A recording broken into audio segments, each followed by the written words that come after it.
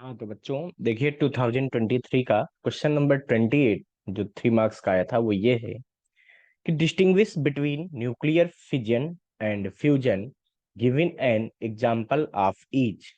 और सेकंड इसका पॉइंट था explain the release of energy in the nuclear fission and fusion on the basis of binding energy per nucleon curve.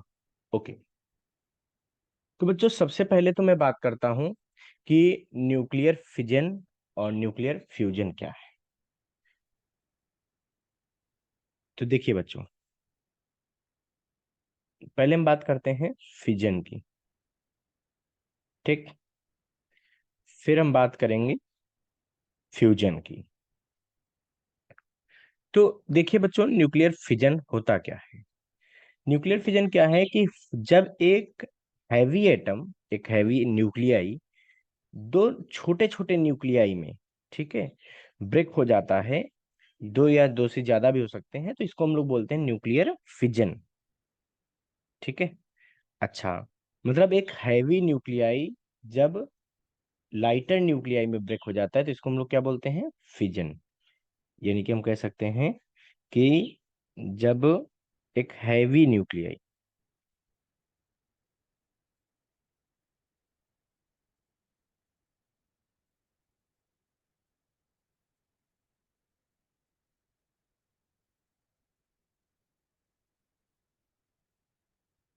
Split into lighter nuclei.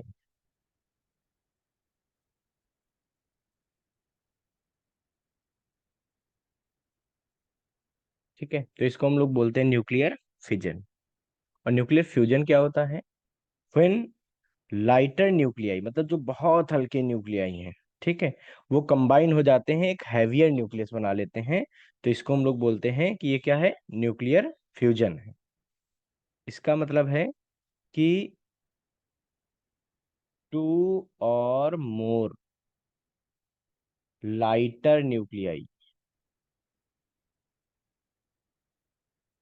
Combine to make heavy nuclei. ठीक है, वो मिल जाते हैं और heavy nuclei बना लेते हैं।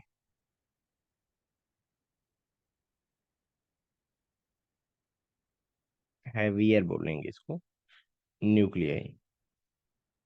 Then this process called nuclear fusion. जिसे अब बात करें कि इन दोनों ही प्रोसेस में बच्चों एनर्जी इमिट होती है।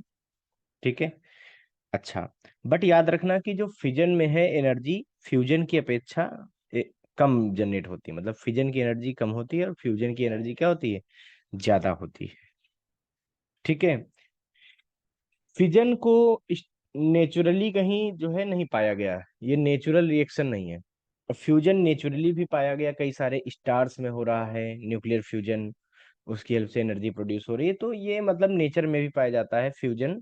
बट फिजन जो है वो नेचर में नहीं पाया जाता, मतलब उसको हम लोग करवाते हैं, वो एक तरीके से आर्टिफिशियल होता है। ठीक है, प्रोसेस। अब देखिए, इसके बाद हम बात करते हैं, इसके एग्जाम्पल हमसे पूछे गए हैं। तो एग्जाम्पल जैसे मान लीजिए फिजन का एग्जाम्पल है, तो फिजन का सबसे सीधा एग्जाम्पल है कि अगर एक यूरेनियम यानी कि 92 टू 35 एक न्यूट्रॉन को एब्जॉर्ब करता है, तो बच्चों ये ब्रेक हो जाता है किसमें, बेरियम में, ठीक है, क्रिप्टॉन में, और इसके साथ में 3 न्यूट्रॉन निकलते हैं। ठीक है, अब बेरियम की अगर बात करूं तो इसका एटॉमिक नंबर होता है 56, एटॉमिक वेट होता है 141। क्रिप्टॉन की अगर मैं बात करता हूं तो इसका एटॉमिक नंबर होता है 36, और इसका एटॉमिक जो वेट है वो होता है 92। तो इस तरीके से बन जाते हैं। साथ में बच्चों इसके कि बहुत सारी एनर्जी निकलती है। कितनी एनर्जी निकलती है, क्यू एनर्जी लिख लेते हैं। और क्यू की वैल्यू जो होती है वो अप्रॉक्स, मतलब एक एटम के ब्रेक होने पे 212 MeV होती, मिलियन इलेक्ट्रॉन वोल्ट। इतनी सारी एनर्जी निकलती है एक न्यूक्लियर फिजन से। तो ये फिजन का एग्जाम्पल होगा। अब अगर मैं यहाँ पे फ्यूजन का एक एग्जाम्पल लिखता हूँ, ठीक है। तो देखिए, फ्यूजन का एग्जाम्पल बहुत सारे हो सकते हैं। जैसे मैं एक एग्जाम्पल यहाँ पे लिख देता हूँ। मान लीजिए कि 1H3 यानी कि ट्राइटियम में एक ड्यूटीरियम मिलता है, तो बच्चों इससे बनता है 2He4 यानी कि हीलियम बनता है, प्लस 0N1 मतलब एक न्यूट्रॉन बनता है, और साथ ही साथ यहाँ पे भी एनर्जी प्रोड्यूस होती है। इसको मैं Q1 बोल दूं। अच्छा, और ये एनर्जी कितनी होती है? तो ये एनर्जी बच्चों यहाँ पे होती है अप्रॉक्स 17.6 MeV। यानी कि आप अगर ध्यान से देखो तो यहाँ पे 235 एटॉमिक वेट से कितनी एनर्जी प्रोड्यूस हुई? 212। और यहाँ पर 4 एटॉमिक वेट से कितनी एनर्जी प्रोड्यूस हुई है? बताओ मुझे। 17.6 MeV। इसीलिए कहा जाता है कि फ्यूजन में एनर्जी ज्यादा प्रोड्यूस होती है in comparison to fission. Fission से ज्यादा एनर्जी फ्यूजन में प्रोड्यूस होती है पर न्यूक्लियन अगर बात करते हो। ठीक है। तो ये इसके हो गए बच्चों डिफरेंस।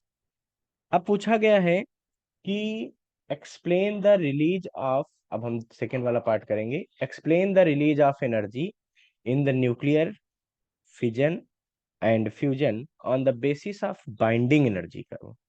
ठीक है। तो बाइंडिंग एनर्जी कर्व के बेसिस पे हम लोग फिजन और फ्यूजन को अब बताएंगे बच्चों। तो देखिए हम इसको कैसे बता सकते हैं। तो इसके लिए पहले तो आपको बाइंडिंग एनर्जी कर्व यहाँ पे लाना पड़ेगा। एक बाइंडिंग एनर्जी कर्व मैं यहाँ बनाता हूँ, देखो। स्क्रीन को थोड़ा ऊपर कर दें। ठीक है। देखिए इसका सेकंड पार्ट क्वेश्चन का था कि explain the release of energy of nuclear fission and fusion on the basis of finding energy curve. तो बच्चों यहाँ पे देखिए, अगर आप बाइंडिंग एनर्जी कर्व में देखते हैं तो आपको दिख रहा होगा यूरेनियम 235 की बाइंडिंग एनर्जी काफी कम होती है। ठीक है। तो जब यूरेनियम ब्रेक होता है किसमें? बेरियम एंड क्रेप्टॉन में। ठीक है। जैसे कि अभी मैंने रिएक्शन आपको दिखाई थी कि यूरेनियम ब्रेक हो गया, किसमें ब्रेक हुआ? बेरियम और क्रेप्टॉन में। तो बेरियम का अगर मैं बात करूं कि इसका एटॉमिक वेट कितना होता है बच्चों, तो इसका एटॉमिक वेट होता है 141। और इसका एटॉमिक वेट कितना होता है? ये होता है 92। ठीक है, ये तो था 36 92, ये था 56 141, ऐसे ही तो था। तो अगर आप ध्यान से देखिए तो जब 141, ठीक है, एटॉमिक वेट आएगा तो 141 वाला कहाँ लाई करेगा? कहीं यहाँ लाई करेगा। 92 एटॉमिक वेट वाला कहाँ लाई करेगा? कहीं यहाँ लाई करेगा। यानी कि अगर यूरेनियम ब्रेक होता है तो पर न्यूक्लियन बाइंडिंग एनर्जी क्या हो जाती है? छोटे वाले एटम की इंक्रीज हो जाती है। और जब per nucleon binding energy increase होती है, इसका मतलब वो एनर्जी इन ब्रेकिंग के दौरान निकल गई होगी। ठीक है। क्योंकि पर न्यूक्लियन बाइंडिंग एनर्जी जितना ज्यादा होती है एटम उतना ही स्टेबल होता जाता है।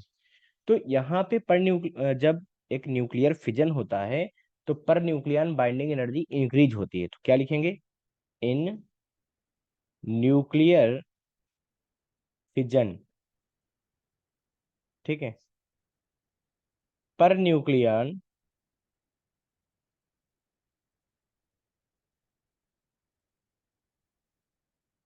Binding energy of product atom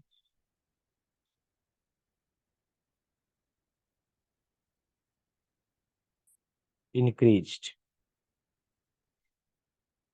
ठीक है। प्रोडक्ट एटम की पर न्यूक्लियन बाइंडिंग एनर्जी क्या हो जाती है? इंक्रीज हो जाती है। That's why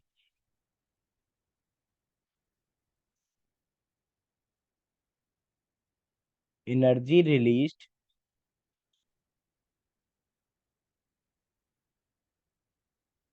in fission.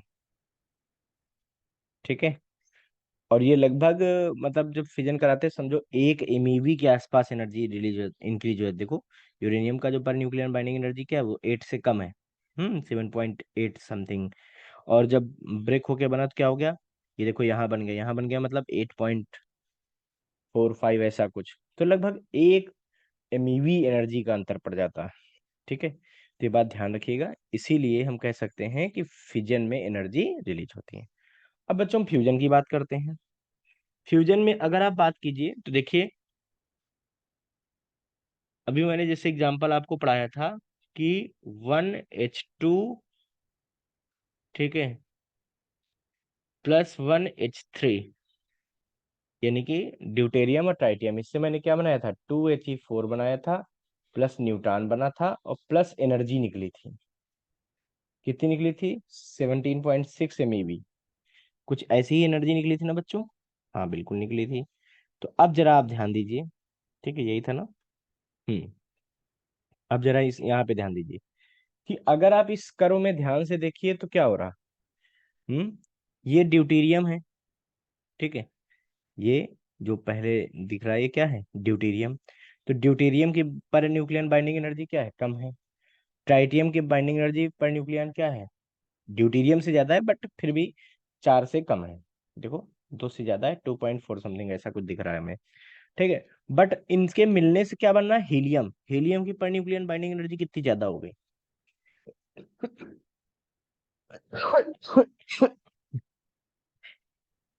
इसका मतलब हम कह सकते हैं कि इस केस में भी जब रिएक्शन होती है तो binding energy of per nucleon, binding energy per nucleon of product, ठीक है, इंक्रीज्ड। तो प्रोडक्ट की बाइंडिंग एनर्जी पर न्यूक्लियन क्या हो जाती है, इंक्रीज हो जाती है। और जब प्रोडक्ट की per nucleon binding energy increase हो गई, ठीक है, प्रोडक्ट कौन है, 2He4, इसमें देखो बाइंडिंग एनर्जी पर न्यूक्लियन क्या हो गई, देखो ज्यादा है ना, 7 के आसपास है। और जबकि जो रिएक्टेंट थे उनकी कितनी थी, एक की 1 पॉइंट समथिंग दिख रही है, 1.2 होती है, और इसकी जो है भी कम दिख रही है, लगभग 2.56 दिख रही है। तो इस इन दोनों से क्या हो गई, प्रोडक्ट की बाइंडिंग एनर्जी पर न्यूक्लियन ज्यादा हो गई। और जब बाइंडिंग एनर्जी बढ़ी, कैसे बढ़ी होगी, मतलब एनर्जी रिलीज हुई होगी। सो एनर्जी रिलीज्ड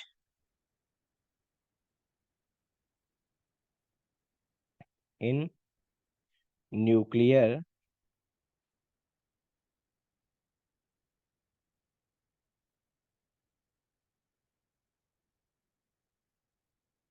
फ्यूजन, ठीक है।